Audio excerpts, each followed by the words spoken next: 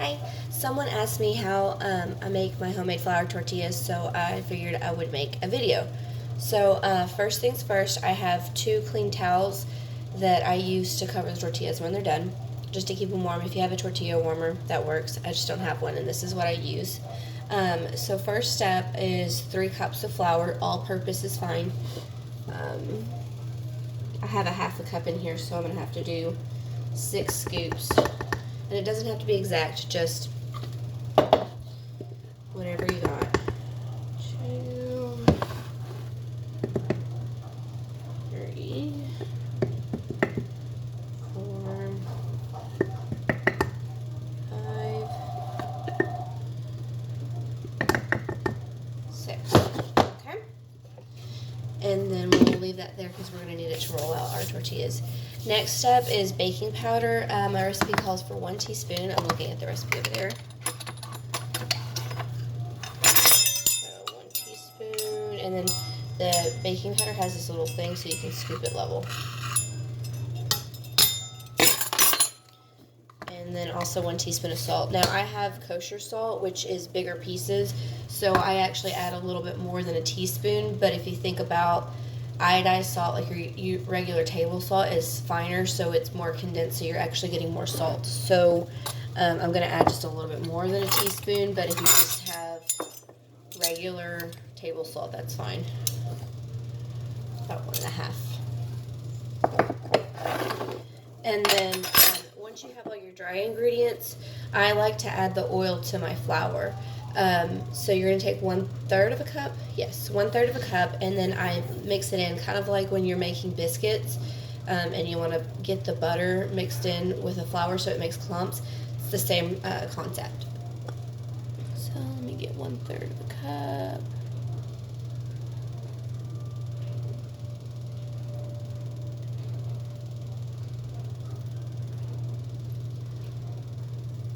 Okay.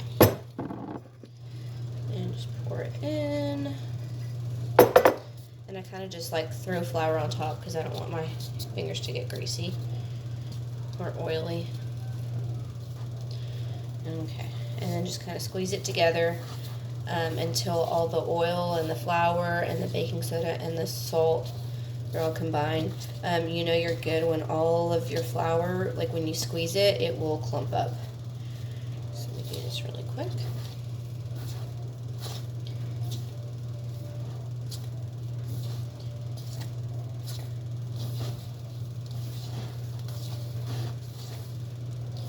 Okay, so it's done, and the way I know is I can squeeze it, and you see how it's like in a clump. So it's done. Let me clean my hands off. Because I always like to have one hand clean and one hand not when I add the water. So the recipe calls for 1 cup of hot water, and of course, as with any baking, that depends on your humidity and the weather, the temperature, all of that jazz. So I microwaved my tap water just to make sure it was extra hot. So I just add a little bit at a time, mix it in, and just keep doing that until it's a kneadable dough.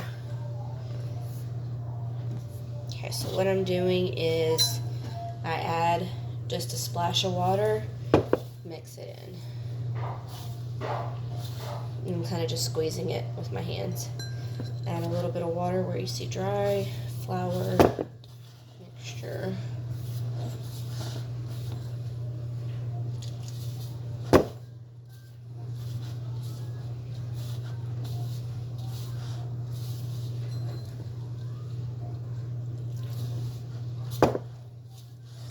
I'm starting to slow down on adding the water because it's starting to get, I don't know if you can see, a little bit more tacky.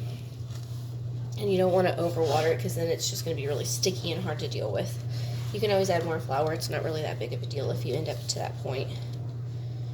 Okay, let's try to rake my fingers off. Okay, the dough still feels a little bit dry, but I'm going to work in some flour just a little bit to get this off my fingers.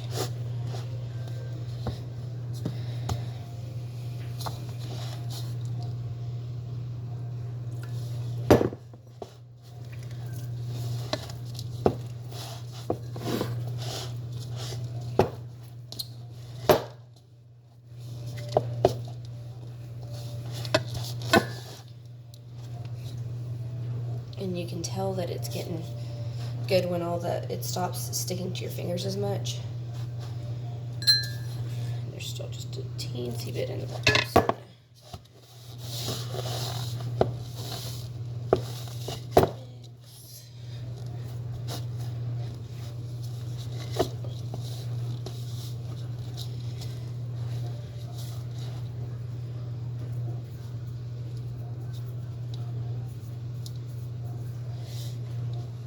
So still feels just a tiny bit dry. It's starting to get into a dough ball. It still, feels just a little dry, so I'm gonna add a little splash. You don't want it too dry.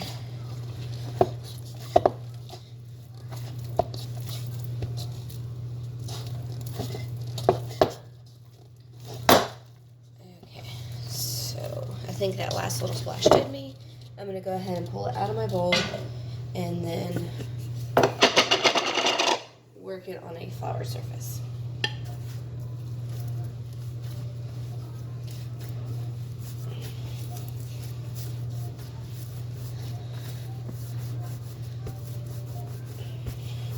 You can see I'm just kneading, so I roll it flat, bring the outsides in, and then smush it.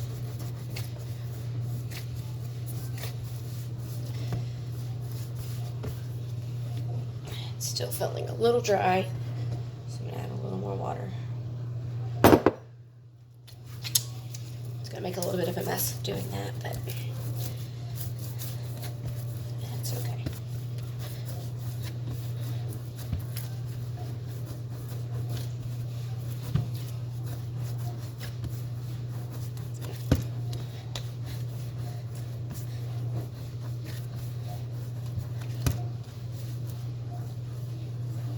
Okay, once it's like very elastic and it's worked in, I take it and I put it back in my bowl to let it rest for a little bit.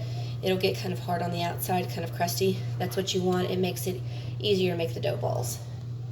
So I'll be back when that's done. Okay, so it's been sitting for a little bit. The next step is to make your dough balls. So we always reuse our bowls. So what you want to do is you have the outer edge of your dough, you're going to pinch off a piece. Now, I find this to be super important. My dad always made me do this and I never understood, but the outside where you just pinched it off stays on the outside. So this soft doughy stuff that I put, you've got to push it on the inside. So you take the outer side and you push it in the middle, okay? And you're keeping that drier outside on the outside. It makes for cleaner edges on your tortillas and it makes for easier rolling because it doesn't stick as much to your rolling pin. So about like that, you've got your little pinch side on the inside and you just set it in your bowl and just keep doing that. Get them about the same size. I'm terrible about this, so they're all kinds of different sizes, but they all taste good, so I don't really care. So you take outside, inside. I just did it really fast. That's kind of, so pinch. If you don't get it, if you get like not enough, you can just pinch a little more and put it in the center. Outside, push to the inside. I'm going to finish these up and I'll be back. Okay, so I've got them all done. So you let them rest for a little bit, like maybe a minute or two, so you get that dried outer side, and then it's time to roll them out. Okay, so my dough balls should be ready. I have a floured surface, I don't know if you can tell, and then I have my rolling pin, put flour on it too. I have my griddle cooking up. It is just what we call a comal. This one I think is aluminum and it's like coated in something. Then I have my towels here that I will fold on top of them to keep them warm. Okay, so set you down, get this. My dad always pushed his palm in. I don't know if it does anything, but you always do what they do, right? So you're gonna kind of make a little indentation and then turn it the other way. And you're going to keep spinning it just a little bit. And the more you spin it, the more likely it's going to be round. Mine are never like perfectly round, but who cares? as long as it tastes good. Okay, and then you can slowly start adding a little bit more pressure as you go. Oops.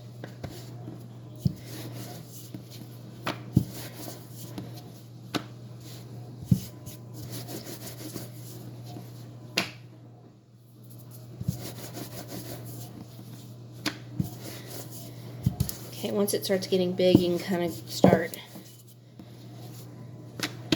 going around. And it not listening to me now that I'm recording, of course.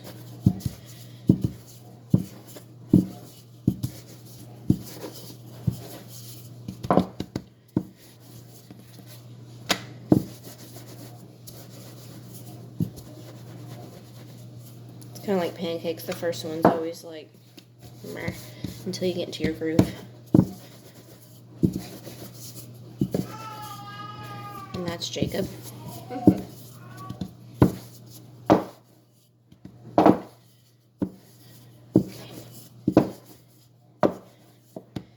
Now, if you like thicker tortillas, you can leave them thicker, but we like ours pretty thin. So I'm going to keep rolling until I get it out thin. And as you can see, it's not perfect. It's got little wrinkles and stuff in it, but the idea of perfection went away a long time ago when I realized that I can't get it perfect.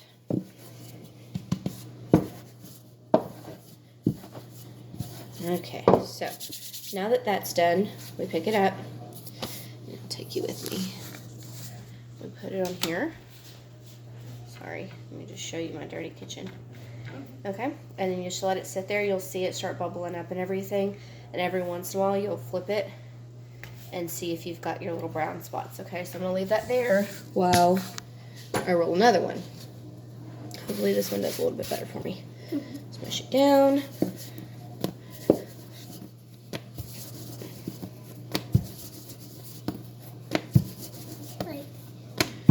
If it starts going square, I kind of like turn it to where what would be the square, the angles, and I do it on a diagonal, and it kind of gets it not as square.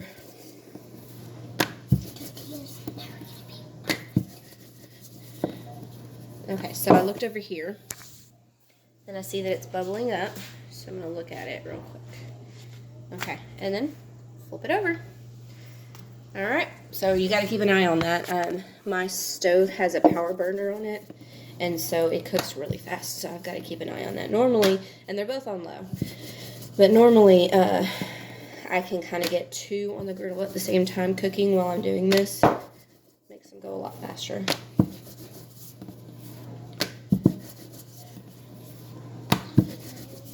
Okay, thank you, Bella.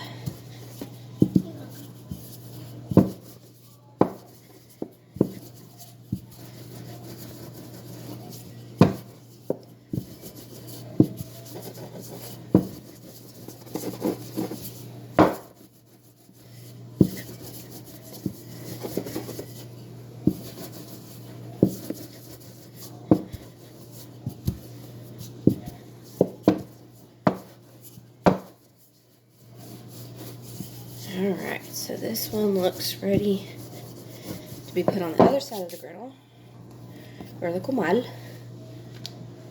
Okay, I'm going to check. See, yep, it's good. So I put it on my towel, cover it, and then